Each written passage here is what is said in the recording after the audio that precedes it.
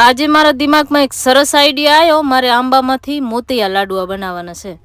પછી તો કઈ નહીં, નારિયેળના ટુકડા કરી લીધા અને ઉપરથી જે બ્રાઉન છાલ હતી એ ઉતારી લીધી અને સાથે એક આંબાની પણ છાલ ઉતારીને એના પણ ટુકડા કરી લીધા. પછી નારિયેળના ટુકડાને મિક્સરમાં પીસી લીધા અને આંબાને પણ આજ મિક્સર જારમાં મારે પીસવાનો હતો, પણ આમાં આંબામાં કે નારિયેળમાં ક્યાંય પણ પાણીનો યુઝ કરવાનું નથી. 2-3 ઇલાયચી અને 5 ચમચી સાકર એડ કરીને આંબાની સ્મૂથ પેસ્ટ બનાવી લીધી અને ક્વોન્ટિટીમાં આંબા અને કોકોનટ બે સેમ છે. 1 વાટકી કોકોનટ પાવડર ને કડાઈમાં એડ કરીને મૂકી દીધો ગેસ ઉપર અને એમાં 2 ચમચી ઘી એડ કરી દીધો અને સરસ ખુશ્બુ આવે ત્યાં સુધી શેકી લેવાનું. પછી મેંગોનું પલ્પ પણ એડ કરી દેવાનું. પછી એડ કરવાનું છે મિલ્ક પાવડર. મેં અત્યારે 10 રૂપિયા વાળા 2 પેકેટ એડ કરી દીધા અને આ સરસ સાઈડમાં ચોટે નહીં એવો મિક્સર બની જાય એટલે ગેસને કરી દેવાનું છે બંધ અને 1 ચમચી ઘી એડ કરી દેવાનું અને આમાંથી સરસ નાની નાની લાડુડી બનાવી લેવાની.